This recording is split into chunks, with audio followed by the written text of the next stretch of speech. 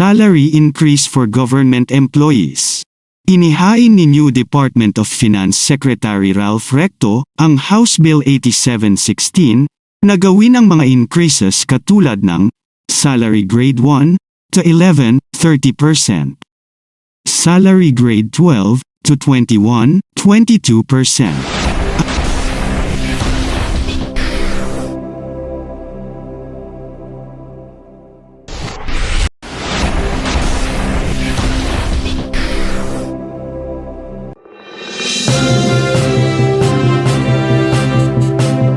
Magandang araw po sa lahat.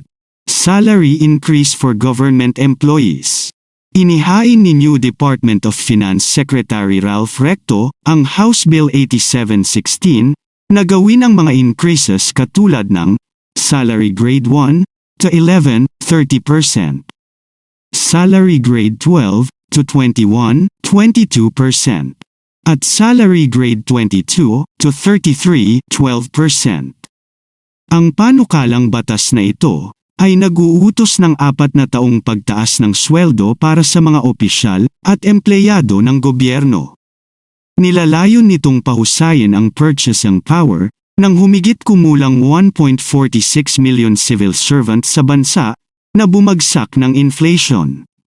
Nilalayon din nito na maakit at mapanatili ang mga karampatan at nakatuon na mga civil servants at pataasin ang produktibidad sa mga manggagawa sa pampublikong sektor. Sa ilalim ng Republic Act No. 11466 o mas kilala bilang Salary Standardization Law of 2019, ipinatupad ng pambansang pamahalaan ang pagbabago sa sweldo para sa mga civilian government personnel. Ang binagong schedule ng sweldo ay ipinatupad sa 4 na tranches mula ika-1 ng Enero taong 2020 hanggang ika-1 ng Enero taong 2023. Gayunpaman, hindi pa rin sapat ang adjusted na sweldo dahil ang bansa ay bumabawi pa rin mula sa epekto ng pandemya. Halos hindi kayang suportahan ng mga empleyado ng gobyerno ang kanilang mga pamilya. Dahil ang inflation rate sa pagitan ng Abril taong 2019 at Abril taong 2023 ay lumago ng makabuluhang 120%.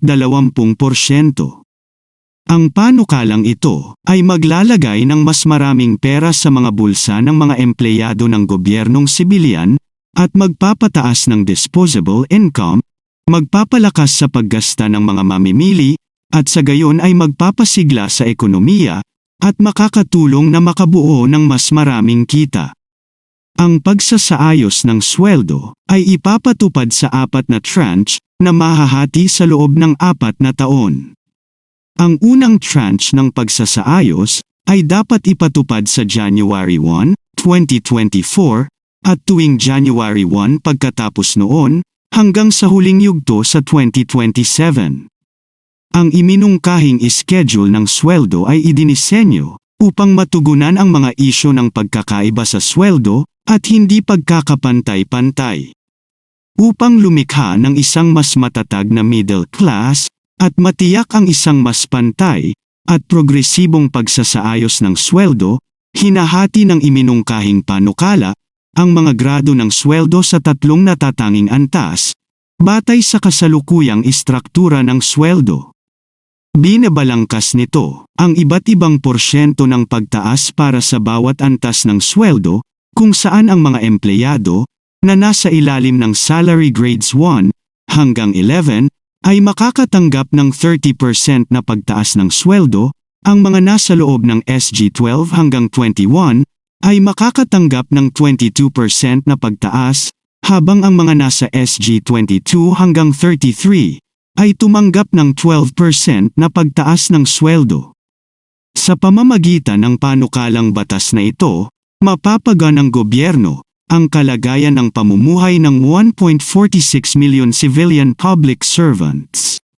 Dahil dito, ang lubhang kailangan na kaluwagan na iniaalok ng panukalang ito ay higit na mag-uudyok sa mga tauhan ng gobyerno at magpapasigla sa serbisyo publiko. Kung meron man kayong mga komento tungkol sa mga isyong ito, Maaari kayong magbigay ng mga reaksyon sa comment section na makikita sa ibaba ng bidyong ito. Maraming salamat, at kung ikaw ay interesado ng mga bidyong tulad nito, mangyaring suportahan ang channel na ito sa pamamagitan ng pagpindot ng like, pag-share ng mga video at kung bago ka pa lang sa channel na ito, please subscribe sa channel na ito at pindutin ang notification bell at piliin ang all upang maabisuhan ka para sa mga paparating pang mga videos.